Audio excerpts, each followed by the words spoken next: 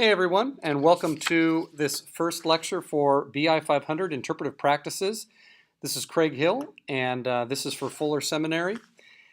And I wanted to just start this out by talking about a little bit of just what we're doing in this class. And so this little voiceover lecture hopefully will cover some of the bases of what we're going to be doing in the course, but also just to help us to understand what we're doing when we read our Bible. And that is kind of our the first question that we run into when we start talking about the Bible and start talking about this class is to just give some thought and some reflection on what we're doing when we pick up our Bibles and we start to read. So what am I doing when I read my Bible?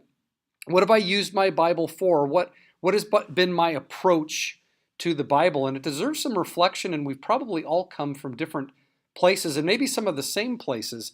As I think about my own story, I heard the gospel for the first time, that Jesus loved me, that God wanted to have a personal relationship with me when I was 14 years old. And so when I picked up the Bible for the first time, as I think back on what I was trying to accomplish, I think that one of the things that I've picked up my Bible for is just to ask, is God speaking to me? Is God saying something to me? Is God leading me in a direction? Or I think as I maybe matured a little bit as a believer, I started to go to get guidance about social topics. What does the Bible say about, some contemporary issue that that either I was dealing with or someone around me was dealing with?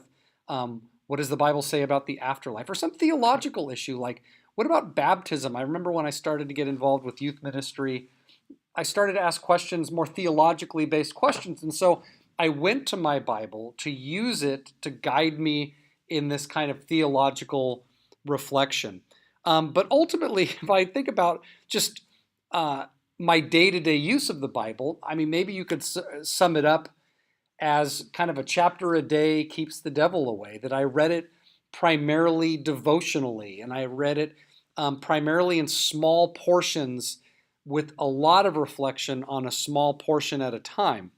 And so I don't know where you've come from. I don't know if you tend to read large chunks of scripture at a time, or you like to read through the Bible in a year, or you like to dig down deep into just reflecting on one or two words or a phrase or one verse at a time or a chapter at a time or a book at a time. But it deserves some reflection as we move forward to think, what has my approach been? How have I used the Bible? Because that's going to affect how you come to the Bible and your interpretation of the Bible. And so one question that we have to ask is this question of, what is the goal of interpretation? What are we doing when we come to the Bible? What am I trying to get at? And if there is a traditional answer to this question, and this is what I was taught in seminary, is that when we come to a text of Scripture, what we're trying to do is we're trying to discover or uncover the author's intended meaning. And that is to say that when an author sits down to write, or a communicator sits down to say something, that they have an intention about what they're trying to mean. And if you look at these two examples that we have here of our two stick figures with round heads sitting on these stools, they're having a conversation.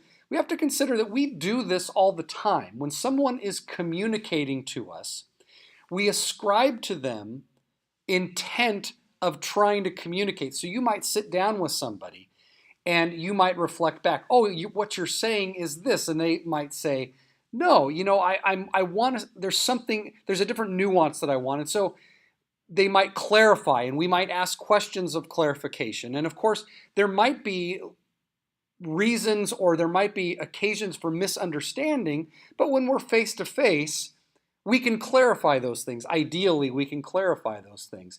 But it doesn't change the basic communicative event, where I, as a communicator, have an intent in this lecture. You, as listeners, are ascribing me some kind,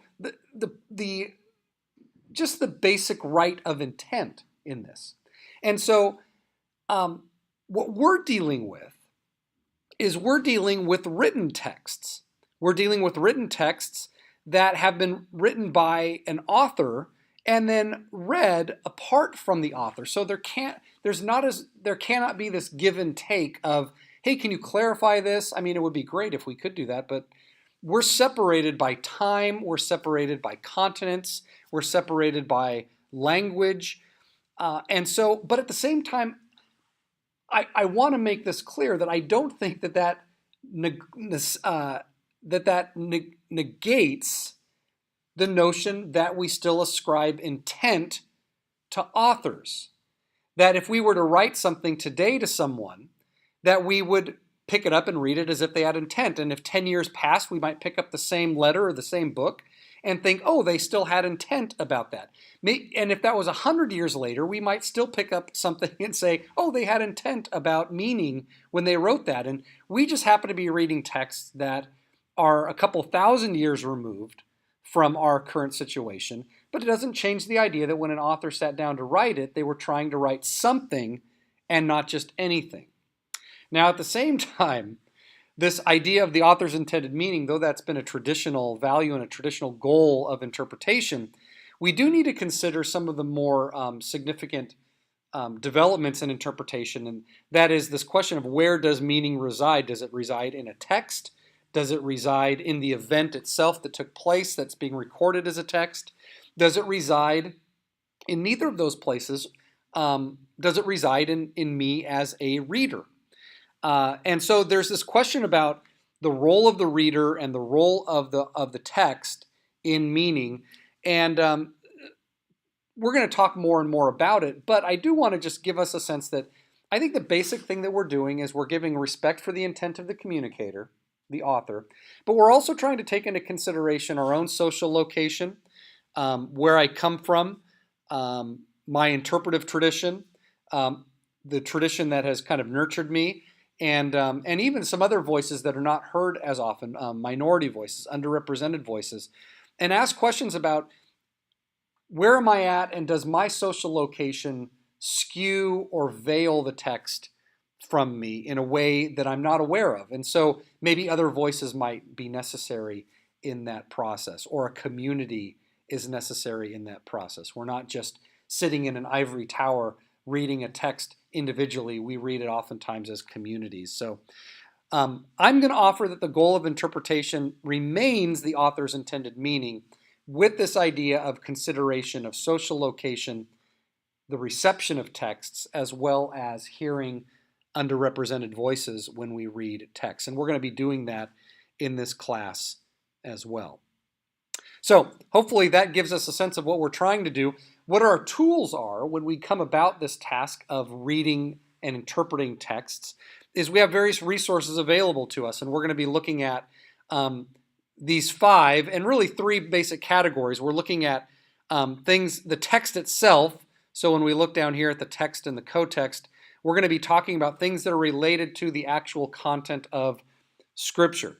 And so we're looking at the text there, but we're also looking at things that are happening behind the text or between the lines of the text. So things like the history of the time behind the text, the historical context, or other texts that are used, Old Testament texts or other texts that are brought into the Scripture that are trying to be used for meaning. We're also going to be talking about what we've just said about my context, social location, or the idea that I live in a certain time, a certain place, and it affects the way I look at text. But these are the resources we have available to us when we make observations about text and interpret text. And what I want to do is walk through this. And our course, for the large part, is built around these resources or these categories of resources. So essentially what we're going to be doing is we're going to be using these various categories to ask questions and make observations about texts. And as we do that, to see if it might help us as we interpret the Bible, the Old Testament, the New Testament, Scripture. So let's take a look at a few of these resources we have available, or categories that we might look at when we're making observations about texts. First category itself is the text itself. And when we talk about making observations from the text itself, there are various observations that we could make. The first thing that we're going to do in the course is we're going to talk about textual criticism, establishing the text. And we're going to be looking at, are there different manuscripts that say different things? And ultimately, we have to establish a text before we can indeed interpret it. Second thing we're going to do is we're going to look at, does the text itself have any kind of structure to it? Does the passage have a structure to it that would frame the text off from other texts? So make it a coherent unit of text. And why would we divide it where we do? Why would it begin here and end here? Are there ways of looking at that? We also want to take a look at, when we're looking at the text, is ask the question about what is the genre of this text? That as a genre or a form of the text, there might be a different genre or a different form of the text that implies a different usage of the text. Like, for example, reading a love letter is different than reading a recipe or reading the dictionary, that these are both texts with words, but there's an expectation of what each of these texts is going to accomplish.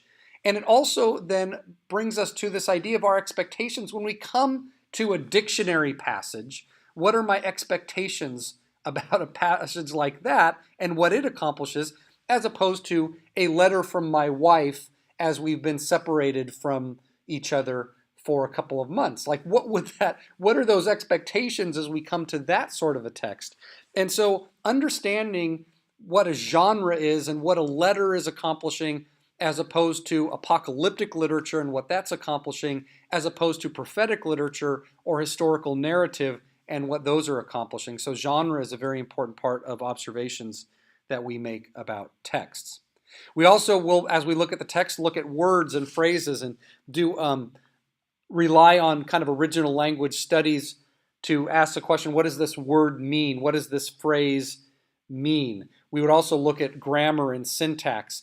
And many of you who might not have original language training, one thing that we'll do in here is, if you don't have access to the original languages or some training in that, certainly Bible software is helpful, but we can put translations, a few translations side by side, and see where they differ on certain issues. And oftentimes that brings us to kind of some of the more juicy observations that we can get out of a text as we compare various translations and how they differ in translating. A final observation we might make from the text is just this issue of rhetoric, that within the text, how is the author making their point? Are they blasting the audience? Are they kind of verbally massaging the audience? Are they using humor at all? Are they using sarcasm at all? Are they, as they write, are they using conventions like alliteration? Are they giving some kind of a rhetorical flair on how they're presenting this? And what does it mean then about how we ought to interpret this text? So that's kind of the basic, when we think about maybe Bible study, oftentimes when I think about Bible study in the early days of my Christian life, a lot of this really centered around the text. What can we see within the text itself? And I certainly do want you in this course to have your nose buried in the text. This is a place where we make our observations from. But not only in an actual passage of Scripture or a specific passage of Scripture, we also want to take into consideration what we would call the context. And the context is the text that surrounds the basic text that we're looking at. So if I'm looking at, a parable from Matthew 13, say the parable of the treasure in the field, we would also ask a question about, well, what comes before that passage? And what comes after that passage? And does it help us to interpret the passage at hand? So when we talk about the text, we're talking about that basic passage, the single parable, but we're also then wanting to consider what's coming around that text, the context, what comes before it and after it that helps us to make sense of that passage. Is there anything else within the book of, say, Matthew that helps us to understand that passage? Are there significant themes within a book that come up earlier or later that help us to understand what we're reading now? Is the author's overall argument somehow helpful, or does this passage, what role does this passage play in the overall argument of the book? And would making an outline of the book or identifying various themes within the book, would that help our reading of the book? And what we're going to find out, and what I'm going to really hopefully impress upon you, is as we do read passages, one thing we want to do is we want to take into consideration the entirety of a text, of a book. So if we're looking at a passage within, say, the book of Hebrews, we want to look at the entirety of the book of Hebrews as we look back on an individual passage, and we want to look at where does this passage come within the structure of the book, and are there significant themes that go throughout the book that are in this passage that might help us to understand the passage. So structure and themes and structure, these are things that we're going to wrestle with as we look at texts. So not only do we want to look at the text and the co-text, but we also want to look at the context, and we make observations about the context. And this is where we go from really not within the text itself, but outside of the text, or what we might say behind the text, or I've oftentimes heard this talked about between the lines of the text. And when we're talking about the historical context or the context of a passage, we're talking about the historical context. What is going on in the world when this text is written?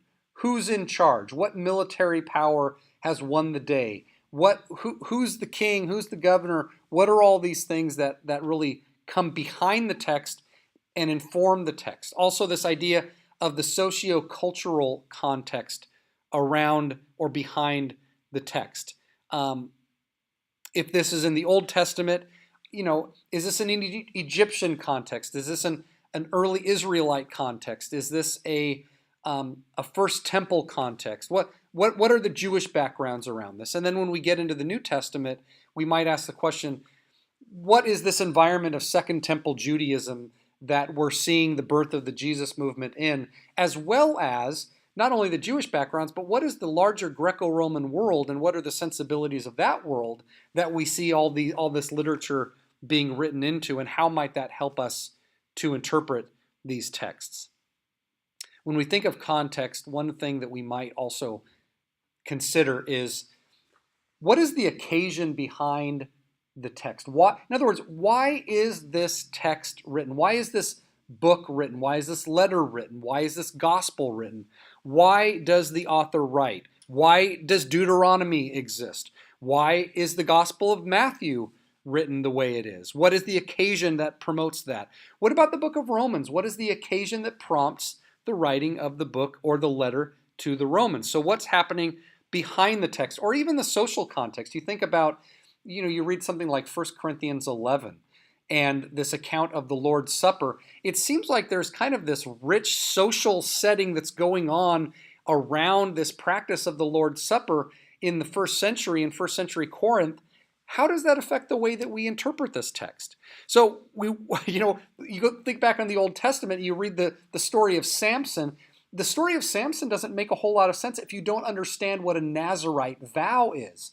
That what is this issue of cutting hair and touching dead things, and why, and is Samson, what does it say about Samson and his vow and his various nefarious activities? But we don't understand that text or that story unless we understand what's going on behind the text. Social roles, purity, power, honor, shame.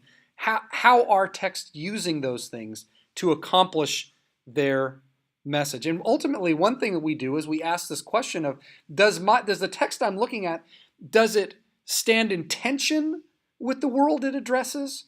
Or is it coming along and explaining the world in which it addresses? So coming to grips with that sort of thing is really getting into the context or the message behind the text of a text that we're reading.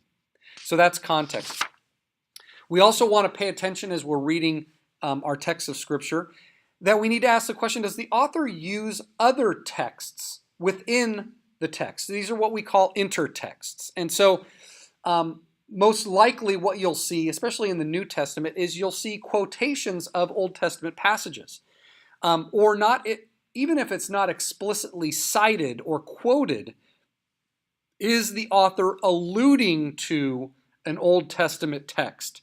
And I think about, like, for example, John the Baptist is this walking intertext. That you read about in Mark, it says John the Baptist shows up out at the Jordan River, and he's dressed in camel hair with a leather belt, and he's dunking people into the Jordan River, or at least having them go into the Jordan River. I mean, this is just, if you're a Jewish reader, you're thinking, oh my gosh, he's out where the Israelites crossed into the Promised Land for the first time before they took Jericho, and he's out there and he's taking people back through the Jordan River, and that's actually the same spot where Elijah crosses over the Jordan River with Elijah before he's taken up with these chariots of fire, and he's dressed like Elijah.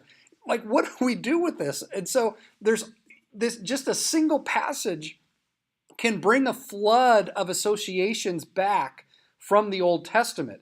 And so asking these questions about, is my passage quoting something from the Old Testament, or is it alluding to something in the Old Testament, and bringing that all back up? And what is the author doing with that? Why is the author using this? Or if the author is quoting an Old Testament passage, do they make any changes to it? How do we assert, or how do we figure out what's going on with how authors are using other texts? So intertexts are fascinating. The book of Revelation is full of intertexts where the author is seeing something and then describing it in Old Testament terms and giving meaning to what he's seeing by using an Old Testament text. So fascinating is looking at this idea of intertexts. So the last thing that we would want to take a look at when we're looking at a text is not just the text itself or kind of the grammatical issues around the text, but also, nor looking around the text or looking at the behind the text, but actually looking at ourselves and asking questions about, okay, what does it mean that I'm a 21st century male, in my case, from a faith-based tradition, from a fairly high socioeconomic bracket? What does that mean when I read a text? What does that do? How does that affect the way I look at a text? So looking at our own social location, our gender, our ethnicity, our socioeconomic status, and asking, what does that do to me when I come to a text like this? Is there anything that I tend to see, or are there things that are veiled to me that I don't see? Also to ask the question about this history of reception, that have texts taken on a life of their own?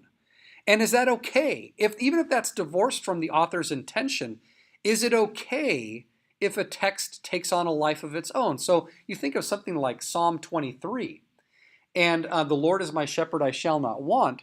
And whatever the author's intention was when Psalm 23 was written, in my context, Psalm 23 is oftentimes associated with funerals and comfort.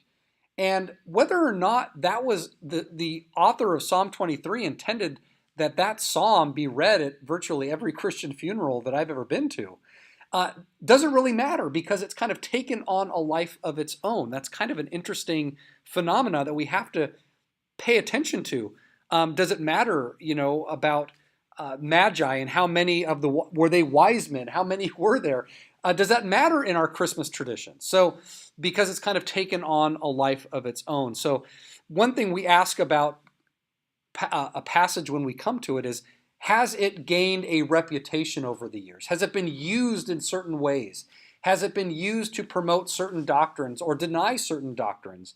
So that's an important thing as well. Also, the issue of canon. Like we do need to consider that all of these books that we read in the Old and New Testament are all written individually, but they're compiled, and they're compiled in a certain order. So a really interesting interpretive question is, the book of Revelation seems intentionally to be put at the end of a collection of scriptures, of the book of the New Testament. But to answer the question, would we interpret Revelation differently if it was put in the middle or at the beginning of that collection? What does that mean? Or the compilers, do we respect their wishes as we look at the book of Revelation as kind of a capstone of this canon? So there's a history of interpretation, there's a history of canon, and it affects the way we come at various texts. And so in this course, we're going to be looking at all of these things. we're going to be looking at all of these resources available to us as we make observations about texts. And this course is ultimately about making you more skilled and ultimately competent in making observations about texts and interpreting biblical texts. And the goal is ultimately to be able to do this in not only a ministry or a church setting, but also to do it in an academic setting or to prepare you for more scholarship along the way. So what we're doing is we are basically beginning to exercise various muscles in our interpretive bodies, in these skills, these tools that we have in our toolboxes. Clubs in your golf bag as you go to a passage. Which clubs do you pull out? Which tools do you pull out? Which muscles do you use when you do interpretation? And we're going to be doing that in this class. And I'm really looking forward to it because it is a real honor and privilege, and it's very exciting to do this in a community like this. So I hope you're excited about it. I certainly am, and I'm really looking forward to our conversations.